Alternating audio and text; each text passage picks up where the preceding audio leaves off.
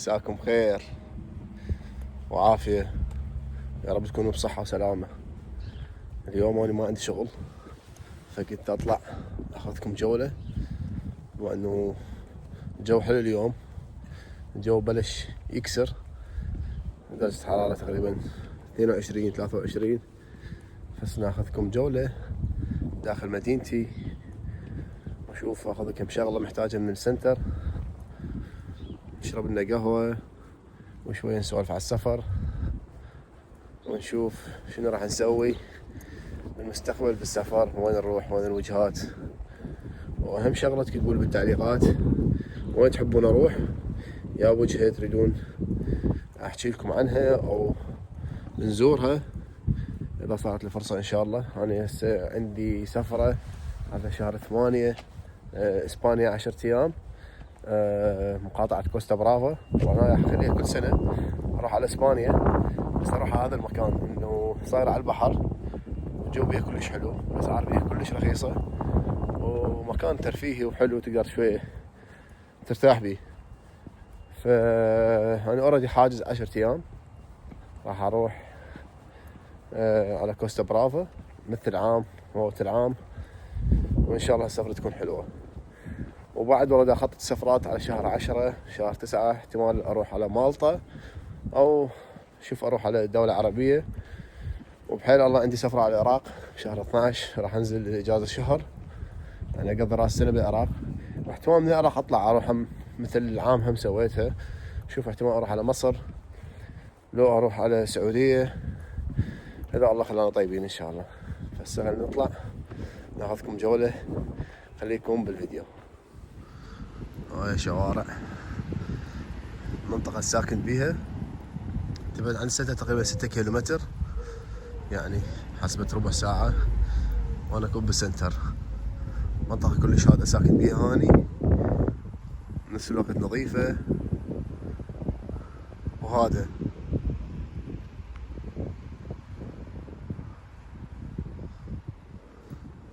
راح انزل بالترام، اخذ الترام ويذبنا على سنتر المدينة. هسه اشوفكم الطريق، نشوفكم شنو راح نسوي. وهسه اجا هذا الترام، راح ناخذ هذا الترام صعد على سنتر المدينة، نروح ونسولف لكم عن بلجيكا والحياة ببلجيكا.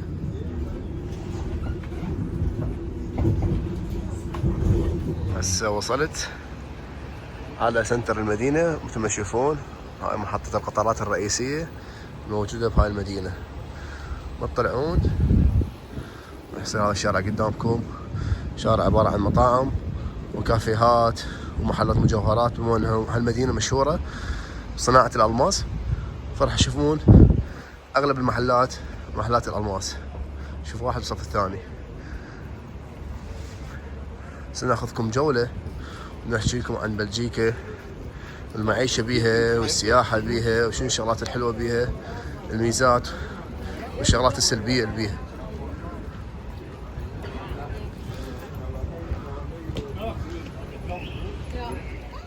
أنا حاليا بواحد من أهم الشوارع الموجودة بمدينة أنتويرب، وهو شارع مير. هذا الشارع عبارة عن محلات ماركات ملابس وبراندات عالمية، وهذا قبل طبعا كان مكان يعني يسكنون به أغلب الحاكمين بالدولة والأغنياء، بس بعد ما بنوا مدينة أنتويربن وبنوا محطة القطارات قرروا إنه يسوون شارع تجاري قريب يكون من المحطة ومن سنتر المدينة. فالسكان كانوا هنا طوهم منطقة ثانية تقريبا نفس تصميم هاي البيوت موجودة لحد الآن، وهاي صارت مركز تجاري مشهور، واحد من أجمل الشوارع يعني تقريبا بأوروبا الماركات الملابس، شارع كلش كبير وطويل. فهم جايين على هالمدينة. طبعا ما عندنا سواحة هواية بصورة عامة بمدينة أنتويرب، أغلب السواح اللي يجون على بروكسل وعلى مدينة بروج. فهاي المدينة اللي يجي بيها أكثرهم يعني السواح الأوروبيين يحبون يستكشفون، مو مثل احنا العرب احنا ندور برشلونة ومدريد وباريس وهالمدن المشهورة وامستردام وغيرها. هاي الباسكلات، باسكلات الاستاد، باسكلات المدينة البلدية، تقدر تستأجرها وتسوي اشتراك وياهم سنوي وتفتر بيها. بس ناخذكم جولة ونشوفكم جمال الشوارع.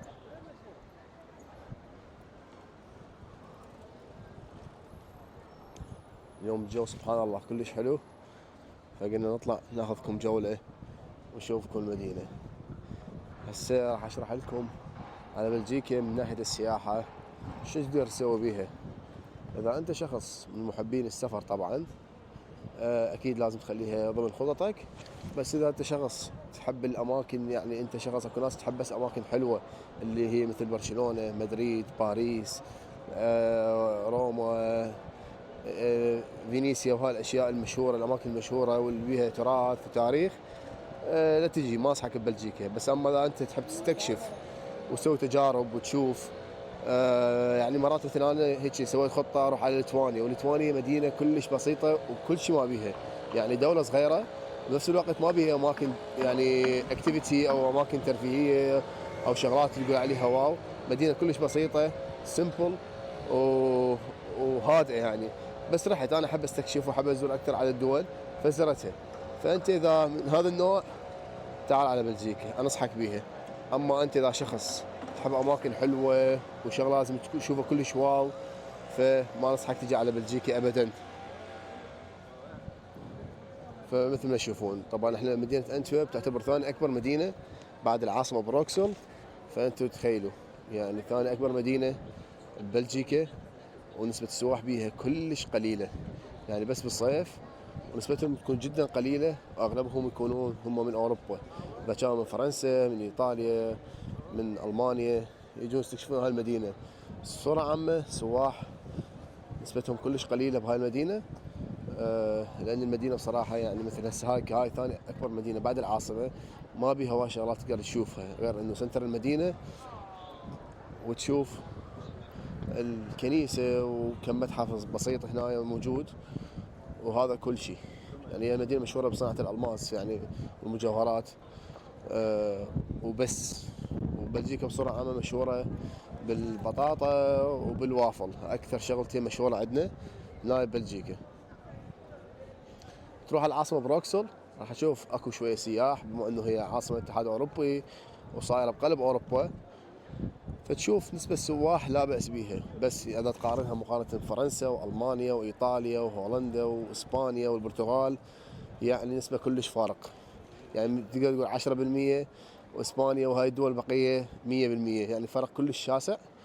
راح تشوف بالتغيير. شوف اليوم شارع كلش هادئ، اليوم عندنا دوام احنا، مدارس، موظفين، فشوف أكثرهم يعني شوارع فارغة. مو اذا تجي باكر السبت حيكون الشارع هذا كلش مزدحم، وشوف ناس يسوون عروض موسيقى، عزف، رقص، يلعبون بالهاي الشغلات البهلوانيه وهاي السوالف. بس اليوم ماكو، بما انه اليوم جمعه فما راح تشوفها.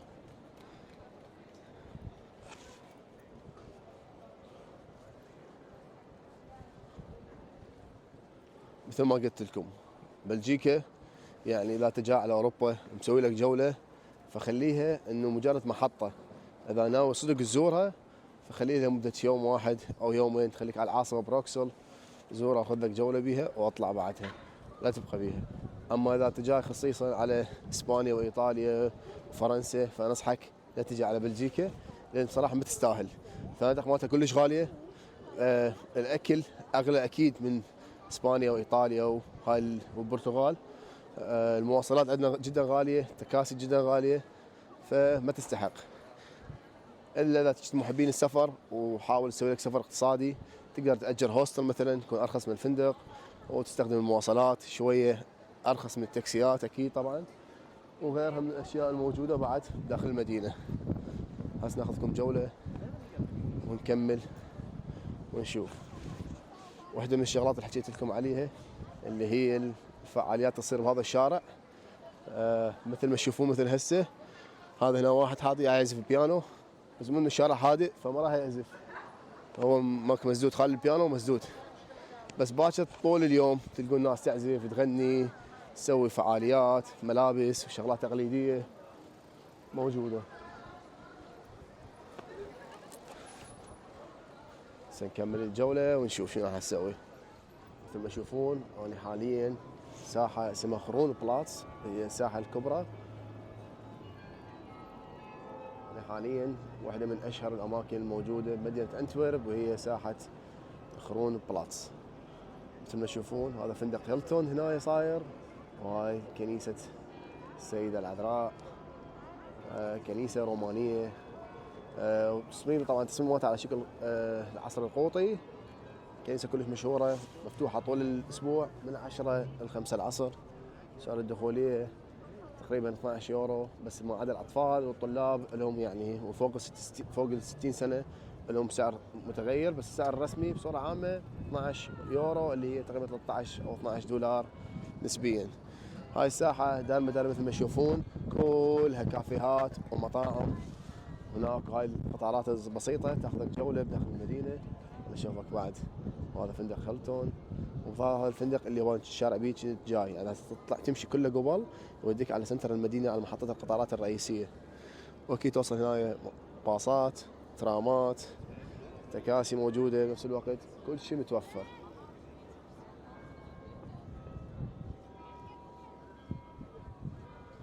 وانتم تمشون راح تشوفون هم سلسلة مطاعم موجودة هنا، مطعم ياباني، مطعم ايطالي. مثل ما تشوفون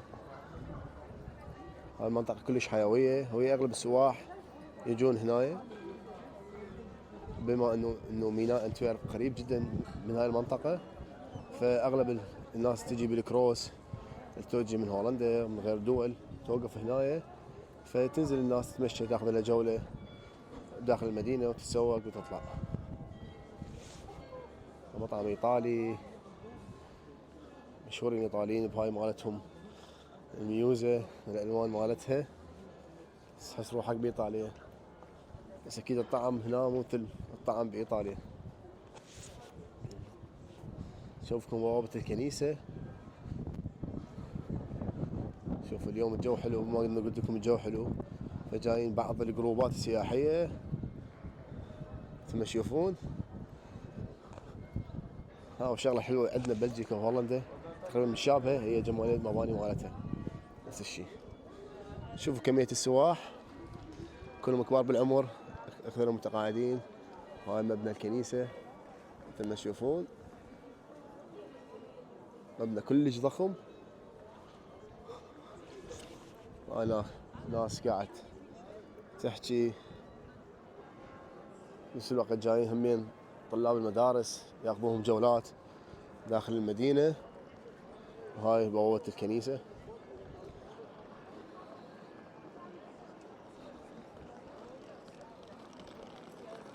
نكمل لكم جولة ونشوف. هنا يبيعون السوفينير والهدايا تخص المدينة. هسه جبتكم وين؟ على بلدية أنتويرب. أي شخص شوفوا جمال هاي سعره 4 يورو الوحدة. نشوفكم جمال البلدية اللي عندنا. هاي بلدية أنتويرب. هاي هنا يصير عقد الزواج، يعني إذا واحد يتزوج هنا لازم هنا يصدقون على عقد الزواج. دائرة البلدية مثل ما تشوفون جمال هاي المدينة البسيطة اعتبرها أنا بالنسبة لأوروبا يعني جدا بسيط، بس بهاي الساحة تصير على طول السنة فعاليات، كل شهر يسوون. حسب من جاي الصيف راح يصير كثير بالويكند، راح يصير هنا كرنفالات، سوق شعبي، شغلات تراثية، شغلات تخص البلد. نفس الوقت حفلات راح تصير جدا هواية. شوف هذا التمثال اللي هو هذا يعني هو اسم المدينة جتي من ورا هذا التمثال. أنتويرب ناخذكم جولة ونشوفكم. طبعا قصة هاي المدينة وهذا التمثال اللي شايل بإيد شف إيد وديرمي، إنه يقولون بهذا المكان إنه كانت أكثر السفن تجي، واحد يوقفها واحد شخص عملاق يسرق فلوسهم وياخذ من عندهم ضريبة ويخليهم يعبرون، لحد ما اجى هذا الشخص البطل اسمه بارباو قطع ايد هذا العملاق ورماها بالبحر فحتى يتوبه يعني، فصارت عبره. سموها مدينة أنتويرب أو أنتويربن بالإنجليزي أنتويرب. ثم تشوفون ساحة كلش حلوة، الناس جايين، هاي طلاب المدارس جايين همين اليوم يعطون معلومات يسوون لهم فعاليات خارج الدوام، يعني اثناء الدوام بس خارج المدرسه. هاي الشغله الحلوه باوروبا موجوده، انه الدراسه عندهم كلش حلوه، مو مثلنا تقعد بالصف لازم ما تحكي شو اسمه. ما عندهم غير، طلعوهم ويفرفروهم يعرفوهم تاريخ المدينه، يشوفوهم الجمال، يشوفوهم الشغلات، تاريخهم، بلدهم شنو بيه شنو ما بيه. عكسنا للاسف. ثم تشوفون هذا مبنى البلديه. هنا اكثر الناس تجي تتزوج لازم تجي على هذا المكان. هسه اكملكم الجوله وشوفكم شنو يقدرون يشوفون اذا جايين على هاي المدينه. ماكو سياره كلاسيكيه. هسه كنا نحكي على البلديه. هنا عروسه متزوجه قاعده بالسياره. شوف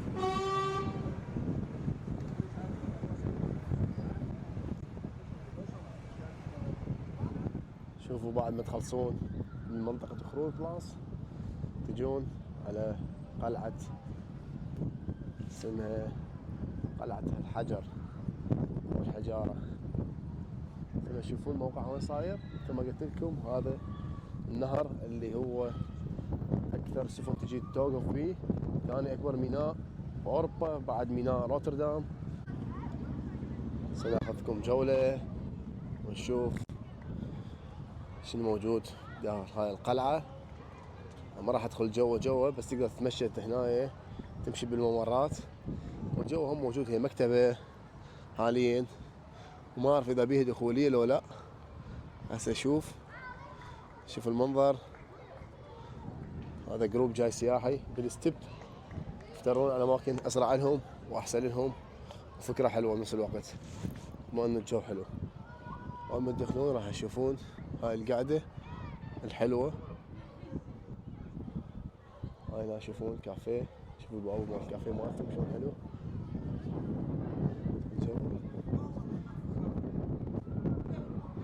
تقدر جوا تشرب شي همين. تمشون هنا تمشون تقرون هنا انتويرب ستوري مفتوح من 10 الى الساعة 6. هذا اسمه هيت ستين بالهولندي. من 10 ل 6 مفتوح. راس السنة مسدود. 25 12 مسدود واحد مسدود. ناخذكم جولة شوف بعد. للأسف هذا المعبر مسدود، كان قبل مفتوح نقدر نتمشى بيه لنهايته، بس حاليا بإعمار وصيانة. ومثل ما قلت لكم هاي واحدة من البواخر أو باخرتين هاي بيها مطعم. طبعا هاي تروح على هولندا، على النرويج، على السويد، على كل الدول. شوفوا الميناء، شوف على طول اليوم بواخر جاية ورايحة. هاي لا نزلوا واحد ينزلون ياخذونهم جولة داخل المدينة ويرجعون يصعدون ويتحركون على النقطة الثانية. طبعا الفندق عبارة عن فندق غرف فوق قعدات. شوف حتى باسكلات حاطينهم، مسابح، كل شيء. طبعا اكو اضخم واكبر اكيد، يعني صدقوني شغلات بسيطة واقفة. ثم تشوفون هاي منظر المدينة.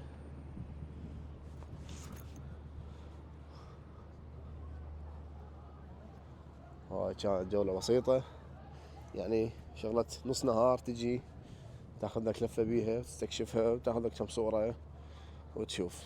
وهذا واحد من اجمل المتاحف الموجودة بهاي المدينة. شوفوا الموقع مالته ايش قد حلو.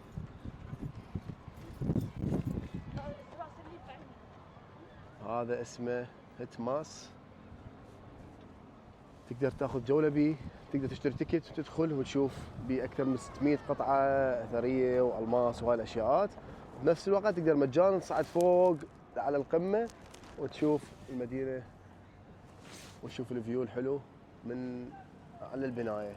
هسه اخذكم جولة ونصعد فوق ونشوف المكان كلش حلو ومرتب. هسه ناخذكم جولة ونحاول نصعد فوق اخر طابق.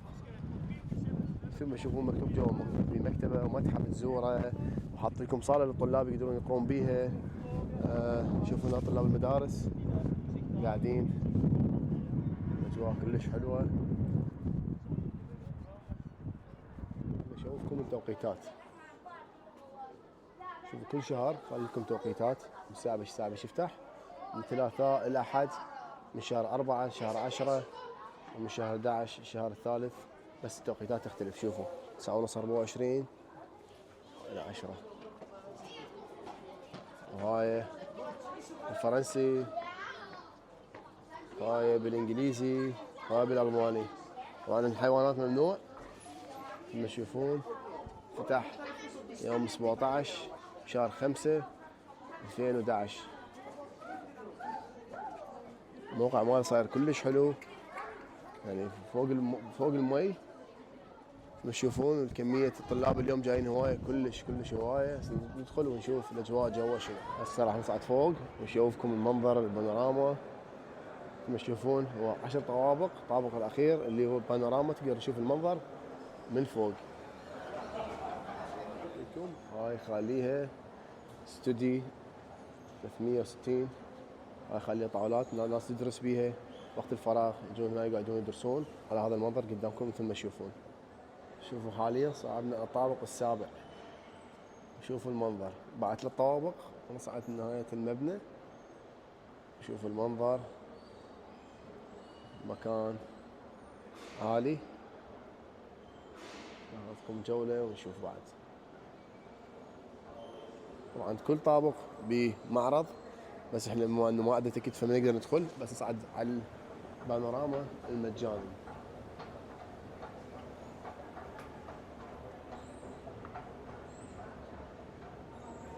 الطابق الأخير، طبعا الطابق الأخير ما بيه درج كهربائي، لازم تصعد على الدرج العادي.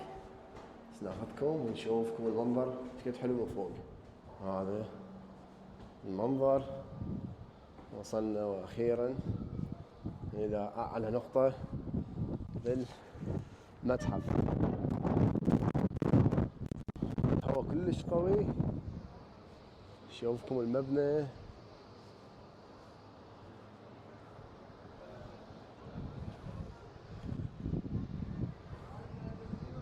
هذا شكل المبنى مثل ما تشوفون. ناخذكم جولة بيه.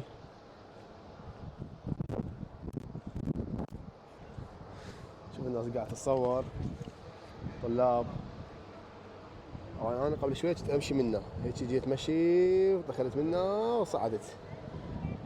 صورت لكم.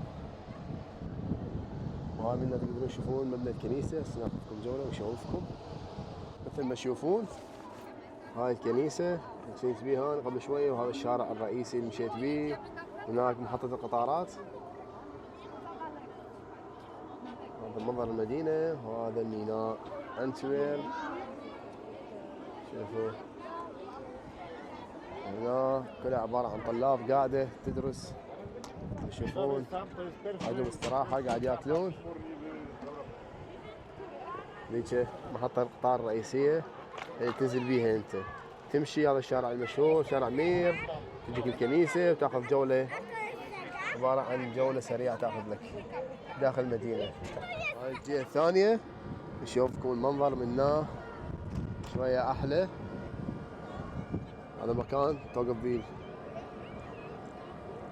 البواخر الصغيرة.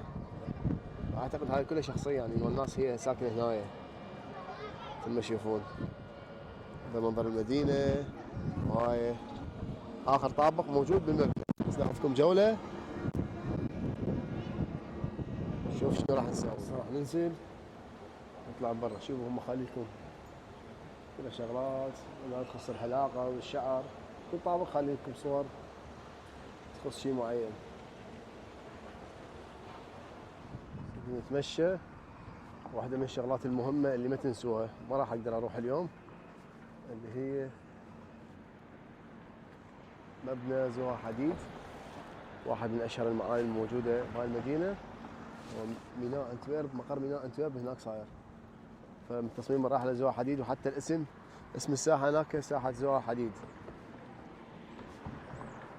يعني إذا جايين بس كتبون بالجوجل مابس زها حديد راح تلقون المكان، اللي هو عبارة عن مثل باخرة على شكل ألماسة صاير.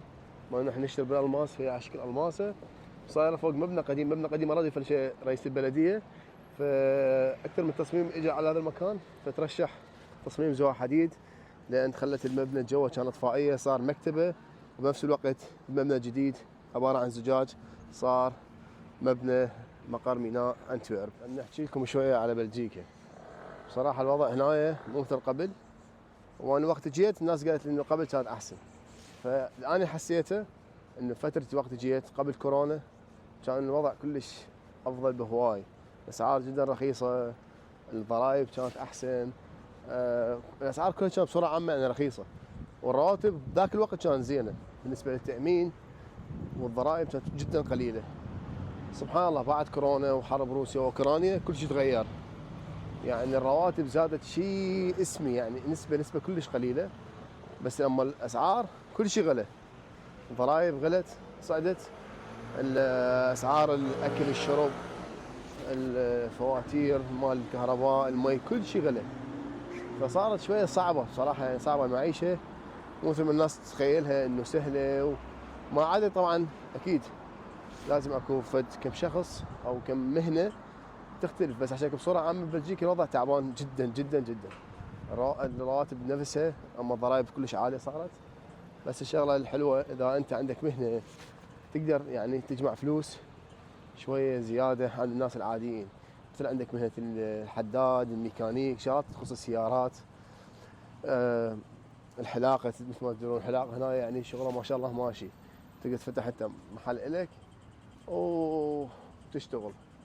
بنفس الوقت قلت لكم يعني بعض الشغلات كلش مهمة، أما بصورة عامة بصراحة يعني تجمع منا الضريبة تاخذ من عندك منا، تدفع إيجار منا، رواتب منا، كلها يطير. الوضع صار مثل قبل صراحة.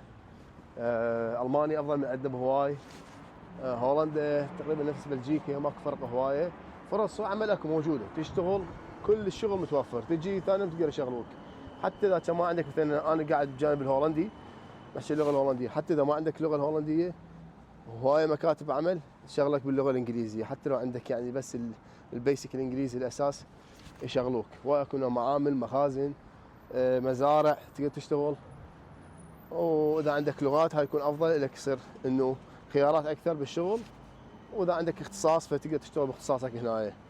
هاي الشغله حلوه انه شغل متوفر ببلجيكا كثره بشكل مو طبيعي، يعني تقريبا احنا بلجيكا المانيا هولندا شغل موجود، بس شيل هم الشغل.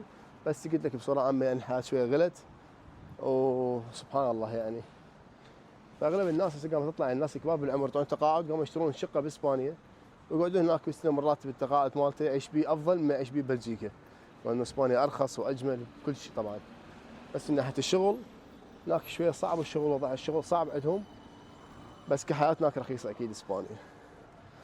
فحبيت احكي لكم شوي عن الوضع ببلجيكا صاير هالفتره،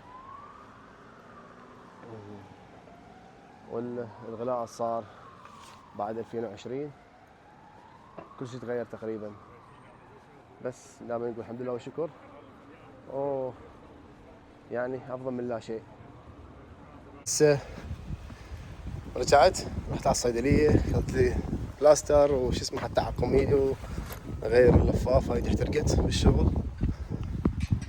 اتمنى يكون عجبكم الفيديو واستفادتوا من عنده، انطونا لايك واشتركوا بالقناه، انتظرونا احتمال اسوي لكم بعد فيديوهات يعني يوميا عن الحياة ببلجيكا، نوديكم اماكن سوبر ماركتات،